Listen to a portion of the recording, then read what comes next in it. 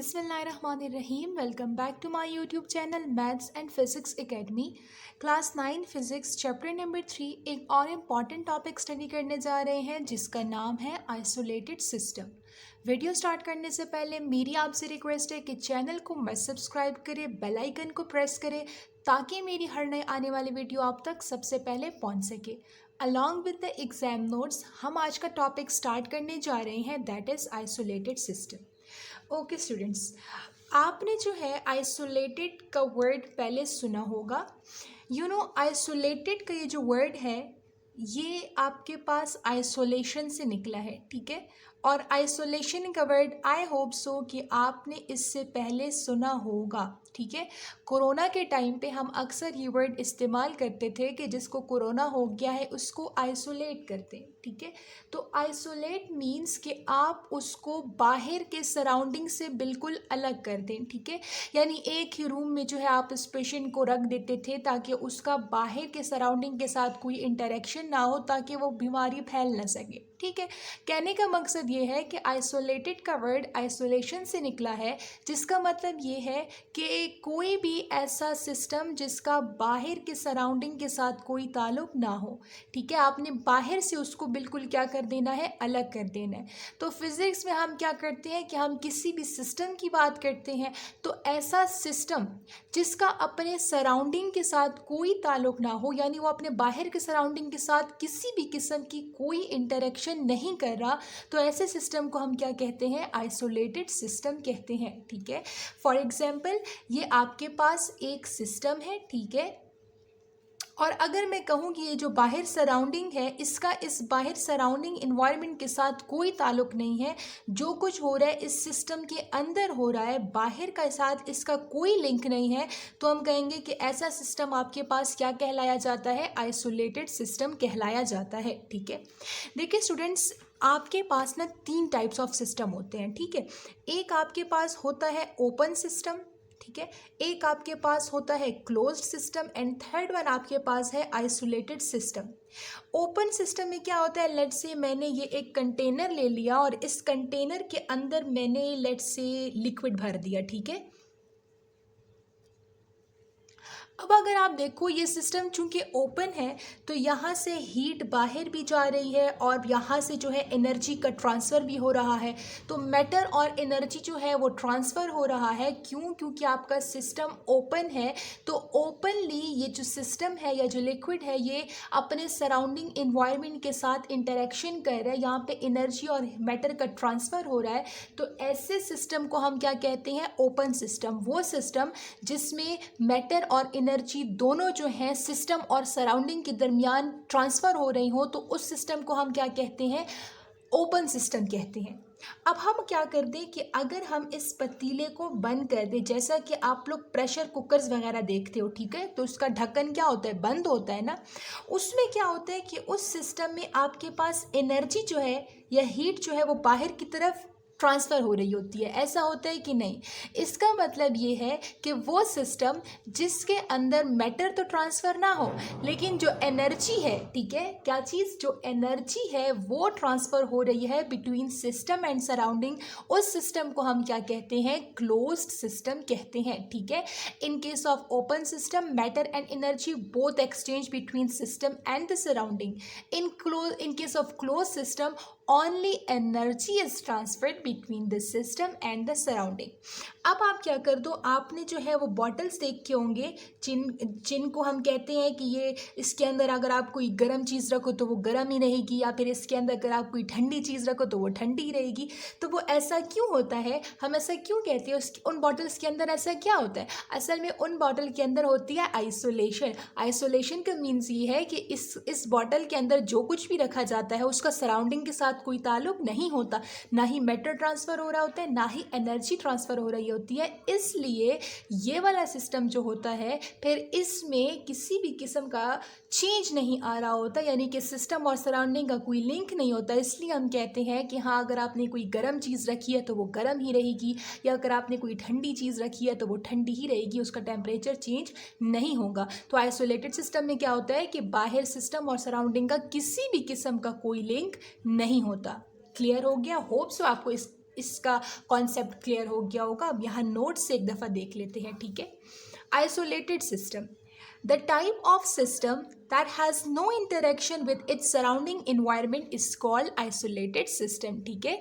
ऐसा कोई सिस्टम जिसका अपने बाहर के सराउंडिंग के साथ किसी भी किस्म का कोई इंटरेक्शन ना हो, कोई ताल्लुक ना हो, ऐसे सिस्टम को हम आइसोलेटेड सिस्टम कहते हैं। क्लियर हो गया।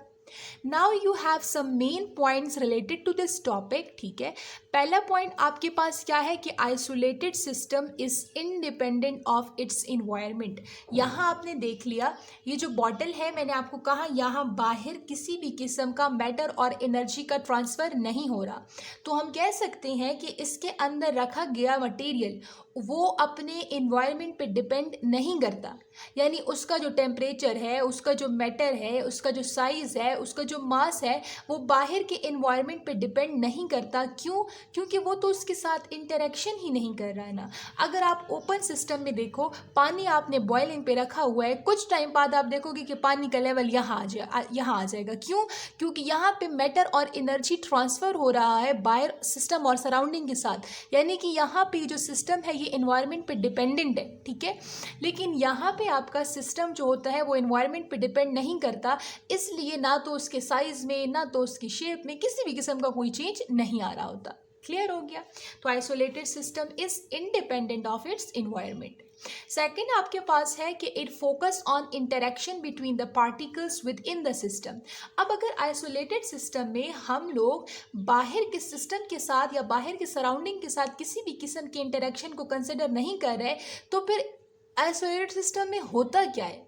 असल में स्टूडेंट्स, आइसोलेटेड सिस्टम में होता यह है कि हम सिस्टम के अंदर जो पार्टिकल्स होती हैं उनका इंटरेक्शन देखते हैं, यानी कि इस बॉटल के अंदर आपने जो कुछ भी रखा हुआ है उसके अपने जो पार्टिकल्स हैं वो आपस में कैसे इंटरेक्शन करते हैं, आप सिर्फ उसको स्टडी करते हो, बाहर के इन्वायरमेंट वाले के साथ स्टडी नहीं करते। जैसा कि आपके पास एक कंटेनर है और इसके अंदर हमने गैस मॉलिक्यूल्स रख दिए हैं, ठीक है, यानी एक gas enclose in a container है, और मैं कहती हूँ कि ये आइसोलेटेड सिस्टम है, यानी कि इसको मैंने बाहर के सराउंडिंग से आइसोलेट कर दिया है, ठीक है। तो अब ये पार्टिकल्स आपस में तो इंटरेक्शन करेंगे, एक दूसरे से कोलिशन करेंगे, मोशन करेंगे, रैंडमली मोशन करेंगे, ठीक है। तो ये आपस में तो इंटरेक्शन करेंगे, लेकिन बाहर के सराउंडिंग के साथ किसी किस्म का कोई ताल्लुक नहीं रखेंगे। तो इस सिस्टम में हम क्या करते हैं, we are interested in the interaction between the particles within the system. Outside the system नहीं, सिस्टम के अंदर जो पार्टिकल्स है वो आपस में कैसे इंटरेक्शन कर रहे हैं, हम सिर्फ उस पर फोकस करते हैं। सराउंडिंग के साथ हम किसी भी किस्म की इंटरेक्शन को कंसिडर नहीं करते हैं। ठीक हो गया। ओके जी, थर्ड पॉइंट है आपके पास कि external force is zero in case of isolated system. ठीक है, पहले यहाँ तक समझ लें। मैंने आपको कहा ना कि ऐसा सिस्टम जिसका बाहर के सराउंडिंग के साथ कोई ताल्लुक नहीं है। अब आपको पता है कि अगर सिस्टम आइसोलेट नहीं है तो बाहर से कोई ना कोई फोर्स लग रही होगी ना, फ्रिक्शनल फोर्स हो गई है, डिफरेंट टाइप ऑफ फोर्सेस है, तो वो सिस्टम पे कुछ ना कुछ फोर्स लग रही होती है जिसकी वजह से सिस्टम और सराउंडिंग आपस में इंटरेक्शन करते हैं। लेकिन हम तो कह रहे हैं कि आइसोलेटेड सिस्टम में तो कोई इंटरेक्शन नहीं है सिस्टम की सराउंडिंग के साथ। अगर सिस्टम की सराउंडिंग के साथ इंटरेक्शन नहीं है, इट मीन्स कि बाहर से लगने वाला हर तरफ से फोर्स जो होगा वो क्या हो जाएगा, ये सारा का सारा फोर्स क्या हो जाएगा, ज़ीरो हो जाएगा। क्यों? क्योंकि बाहर के साथ तो सिस्टम का कोई ताल्लुक है ही नहीं, तो फिर बाहर का फोर्स कैसे हम कंसीडर कर सकते हैं। तो इन केस ऑफ आइसोलेटेड सिस्टम बाहर से लगने वाला फोर्स आपके पास क्या होता है, ज़ीरो होता है, यानी एक्सटर्नल फोर्स आपके पास क्या होता है, ज़ीरो। अगर बाहर से लगने वाला एक्सटर्नल फोर्स ज़ीरो है, ठीक है, तो इसका मतलब ये है कि इस सिस्टम की जो शेप है, जो साइज़ है, जो मास है, जो टेम्परेचर है, किसी भी क्वांटिटी में चेंज नहीं आएगा। ठीक है, से शेप, साइज, मास किसी भी क्वांटिटी में चेंज नहीं आएगा। क्यों? क्योंकि बाहर से लगने वाला फोर्स ही आपके पास क्या है, ज़ीरो है। मैंने आपको यहाँ बताया कि ये ओपन सिस्टम है, यहाँ पे सिस्टम और सराउंडिंग आपस में इंटरेक्शन कर रहे हैं, और कुछ टाइम बाद आप देखोगे कि ये तो बॉइलिंग वाटर है ना, तो आप कुछ टाइम बाद आप देखोगे कि पानी का लेवल यहाँ आ जाएगा। तो आप देखो कि इस लिक्विड की क्वांटिटी या इसकी जो मैं साइज़ कह देती हूँ ना कि उसमें कमी आ गई है। ठीक है, तो ये तो आइसोलेटेड सिस्टम ना हुआ ना, आइसोलेट। अब ये ऐसा क्यों हो रहा है? क्योंकि बाहर से कोई ना कोई इंटरेक्शन हो रही है ना, तभी ऐसा हो रहा है। लेकिन यहाँ पे तो बाहर के साथ कोई ताल्लुक नहीं है, एक्सटर्नल फोर्स ज़ीरो है, तो इसलिए यहाँ पे सिस्टम का जो शेप, साइज, मास कुछ भी चेंज नहीं होता, वो कांस्टेंट रहता है। ठीक है, तो हमने कहा कि in case of isolated system external force is zero, और अगर एक्सटर्नल फोर्स जीरो है तो there is no change in the size, mass and temperature of the system. Is it clear to all of you? Okay जी, mathematical form अगर आप देखें तो इसका सिंपल सा एक मैथमेटिकल फॉर्मूला है कि in case of isolated system the external force is equals to zero. ठीक है, तो ये फोर्स है एंड नीचे मैंने इसका छोटा सा E X T means external force. ठीक है, और वो आपके पास क्या होता है, जीरो होता है। एफ क्यूब पर एरो हेड लाजमी लगाए because F is a vector quantity. एक छोटा सा डायग्राम मैंने आपको बना दे दिया है। हमने क्या किया कि एक कंटेनर एज्यूम कर लिया है और इसके अंदर हमने गैस को, ठीक है ये गैस है, गैस को हमने इसके अंदर रख दिया है और हमने इस सिस्टम को आइसोलेट कर दिया, यानी कि अब इस सिस्टम का बाहर के सराउंडिंग के साथ कोई ताल्लुक नहीं है। तो ऑल ओवर द फोर्स, यानी चारों तरफ से लगने वाली एक्सटर्नल फोर्स भी क्या हो जाएगी, जीरो हो जाएगी। लेकिन अगर आप कंटेनर के अंदर देखो तो ये जो पार्टिकल्स है ये रैंडमली मोशन कर रहे हैं और आपस में एक दूसरे के साथ इंटरेक्शन कर रहे हैं। जैसा कि नॉर्मली आप स्कूल्स वगैरह में देखते हो कि फ्रेंड्स वगैरह का ग्रुप बन जाता है, फिर वो फ्रेंड्स जो होते हैं वो आपस में ही गॉसिप्स वगैरह करते हैं, बातें वगैरह डिस्कस करते हैं, फिर वो किसी और क्लास के स्टूडेंट्स के साथ उस तरह की गॉसिप्स नहीं रखते हैं। ठीक है, यानी अब वो अपने बाहर वाले सराउंडिंग के साथ इंटरेक्शन नहीं कर रहे, वो आपस में इंटरेक्शन कर रहे हैं। सिंपल सी एग्जाम्पल है। ठीक है, तो गैस मॉलिक्यूल्स जो है वो आपस में रैंडमली ओरिएंटेड हैं, रैंडमली कोलिजन कर रहे हैं, आपस में इंटरेक्शन कर रहे हैं, लेकिन बाहर से लगने वाला फोर्स आपका क्या है, टोटली जीरो है। फ्रेंड्स, अगर अभी तक आपने मेरा चैनल सब्सक्राइब नहीं किया तो सबसे पहले जाके मेरा चैनल सब्सक्राइब कर लें। आइसोलेटेड सिस्टम के साथ आपके पास एक ये दूसरा शॉर्ट क्वेश्चन टॉपिक है। ठीक है, 5 या 8 नंबर का क्वेश्चन आपसे ये पूछा जा सकता है। अच्छा, क्वेश्चन आपके पास कुछ ऐसा भी आ सकता है कि law of conservation of momentum. इसके अलावा आपके पास ये क्वेश्चन ऐसे भी पूछा जा सकता है कि आप Newton second law and law of conservation of momentum बताएं। ठीक है, मैंने COM लिख दिया, COM means conservation of momentum. ठीक है, तो आपको या ऐसे पूछा जा सकता है कि state and explain law of conservation of momentum, या आपको ऐसे भी पूछा जा सकता है कि state Newton second law and law of conservation of momentum, या फिर relate Newton second law to law of conservation of momentum. ठीक है, तो तीनों का मतलब एक ही है, तीनों में हमने आइसोलेटेड सिस्टम के लिए मोमेंटम की कंजर्वेशन को डिस्कस करना है। क्लियर है? अच्छा, law of conservation of momentum आपको क्या कहता है? सबसे पहले तो आप ये समझ लो कि कंजर्वेशन का वर्ड का मतलब क्या है। कंजर्वेशन के वर्ड का मतलब ये है कि एक चीज की क्वांटिटी में जो है वो चेंज ना आ रहा हो। लेट्स से मैं कहती हूँ ये एक बॉक्स है और इसके अंदर 5 कैंडीज मौजूद हैं। ठीक है, अगर इसके अंदर 5 कैंडीज मौजूद है 5 घंटे पहले, ठीक है 5 आवर्स पहले, तो 5 घंटे बाद भी इसके अंदर यही 5 कैंडी ही रहेंगी। कहने का मकसद ये है कि किसी ने ये कैंडी नहीं खाई, यानी कि टाइम के गुजरने के बाद भी इस बॉक्स के अंदर 5 कैंडी ही मौजूद है। ये 5 से 4 नहीं हुई, 4 से 3 नहीं हुई। ठीक है, यानी कि उसकी क्वांटिटी में किसी भी किस्म का चेंज नहीं आया। तो कंजर्वेशन ऑफ मोमेंटम में हम क्या कहते हैं कि मोमेंटम की वैल्यू में टाइम के साथ साथ किसी भी किस्म का चेंज ना आ रहा हो, तो हम कहते हैं कि हाँ भाई हमारा मोमेंटम क्या हो गया है, कंजर्व हो गया है। ठीक है, यानी कि कंजर्वेशन ऑफ मोमेंटम में आप सिंपली ये देखोगे कि मोमेंटम जो है वो कंजर्व रहना चाहिए, मोमेंटम की वैल्यू में किसी भी किस्म का कोई चेंज नहीं आना चाहिए। तो law of conservation of momentum की स्टेटमेंट आप कैसे डिफाइन करोगे कि इन the absence of external force, क्योंकि चूंकि हम इसको आइसोलेटेड सिस्टम से लिंक करके निकालेंगे फॉर्मूला, तो आइसोलेटेड सिस्टम में तो क्या होता है, एक्सटर्नल फोर्स तो होती नहीं है, तो इसलिए हमने सबसे पहले क्या लिखा कि इन the absence of external force. अब एक्सटर्नल फोर्स अगर नहीं है तो क्या होगा, linear momentum of the body remains constant, के बॉडी का जो मोमेंटम होगा वो आपके पास कांस्टेंट रहेगा, वो चेंज नहीं होगा। लीनियर मोमेंटम पे हम पहले एक लेक्चर कवर कर चुके हैं। अगर आपको मोमेंटम का टॉपिक क्लियर नहीं है तो सबसे पहले वो वाला लेक्चर देखकर आ जाए। ठीक है, वहाँ हम मोमेंटम का सब कुछ डिस्कस कर चुके हैं। तो अगर आइसोलेटेड सिस्टम में, इन केस ऑफ आइसोलेटेड सिस्टम, हमारे पास एफ एक्सटर्नल क्या होता है, जीरो। तो law of conservation of momentum आपको कहता है कि अगर एक्सटर्नल फोर्स आपका जीरो है तो ये जो मोमेंटम है, मोमेंटम, ठीक है, मोमेंटम की वैल्यू में किसी भी किस्म का चेंज जो है वो नहीं आएगा। ठीक है, in case of external force equals to zero, change in momentum आपके पास नहीं होगा। क्लियर हो गई ये स्टेटमेंट। अब ज़रा इसको मैथमेटिकली देखते हैं। मैंने आपको बोला कि आप इस टॉपिक को, आपके लिए ऐसा क्वेश्चन भी आ सकता है कि relates Newton second law of conservation of momentum. तो हमने न्यूटन सेकंड लॉ और मोमेंटम के दरमियान एक रिलेशन निकाला था। ये रिलेशन की इस पर भी हम एक लेक्चर बना चुके हैं। अगर आपको ये रिलेशन क्लियर नहीं है तो आप पहले वो वाली वीडियो देख लें। आपके पास न्यूटन सेकंड लॉ और मोमेंटम का रिलेशन कुछ इस तरीके से आता है कि F equals to del P by del t, यानी कि जो फोर्स है ये बराबर होता है rate of change of momentum के। टाइम के साथ जितना मोमेंटम चेंज हो रहा है वो बराबर होता है फोर्स के।